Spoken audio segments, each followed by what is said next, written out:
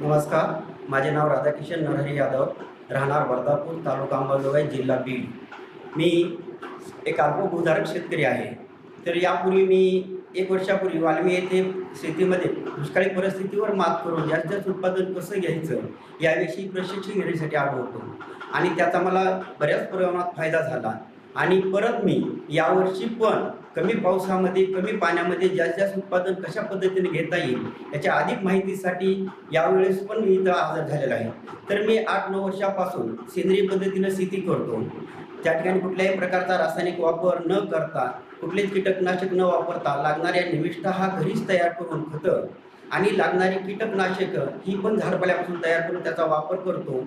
आणि असं माझ्या लक्षात आलं की आपण जर सेंद्रिय पद्धतीनं जरी उत्पादन केलं तर उत्पादन कमी निघत नाही, कारण त्या पिकासाठी जे काही आवश्यक बाबी आहेत त्यांचा जर आपण सेंद्रिय निविष्ठावून जर त्याचा पुरवठा जर केला तर निश्चितच उत्पादन चांगलं येतं। आणि या सेंद्रिय पद्धतीनं जे उत्पादन घेतलेलं आहे त्या ठिकाणी रोग कीड याचं पण कमी प्रमाण राहतं।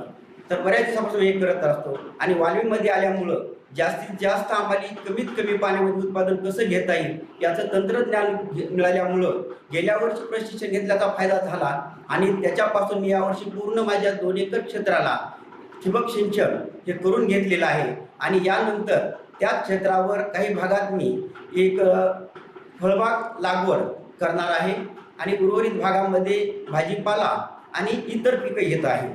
त्याच्यानंतर यावर्षी मी सुरुवातीला जेव्हा ऑर्गॅनिक सुरू केलं तेव्हा घरी खाण्यासाठी म्हणूनच आधी वापर केला होता।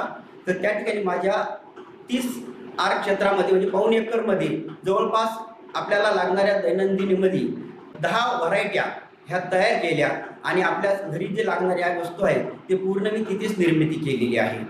अशाच पद्धतीने जेव्हा मी आता कीटकनाशकसाठी दशपर्णी आर्कचा वापर करतो तर दशपर्णी आर्क हे एकच कीटकनाशक म्हणून काम करत नाही, तर ते 3 प्रकारचं काम करतं। त्याच्यामध्ये बुरशीनाशकचं काम करतं, कीटकनाशकचं काम करतं आणि वाढीसाठी पण टॉनिक म्हणून हे काम करतं। त्याच्यानंतर सेंद्रिय पोटॅशसाठी आम्ही बेल आर्क तयार करून बेल आर्कचा वापर करून जेव्हा फळधारणा होते, फळाची वाढ होण्यासाठी आणि फळाला चकाकी येण्यासाठी त्या अवस्थेमध्ये बुरशीनाशक म्हणून त्याचा पण वापर होतो। त्याच्यानंतर जर जेव्हा कधी मुगाच्या पिकासारख्यावर जर भुरीचा रोग आला तर त्याच्या नियंत्रणासाठी गुळवेल आर्क हा वापर करतो। आणि स्वतः माझा अनुभव आहे, मुगावर जेव्हा पावडरी आली होती तर त्याच्यासाठी मी जेव्हा फवारलो तेव्हा पूर्ण त्याच्यावरचं नियंत्रण झाले आहे। माझ्या शेतकरी बंधूंना विनंती आहे की आपण कमी पाण्यामध्ये जास्तीत जास्त उत्पादन घेण्यासाठी वाल्मी संभाजीनगर येथे जे प्रशिक्षण आयोजित केलं जातं त्या माझ्या शेतकरी बंधूंनी जास्तीत जास्त फायदा घेऊन त्यापासून आपण उत्पादन वाढ करावी अशी मी सर्वांना विनंती करतो।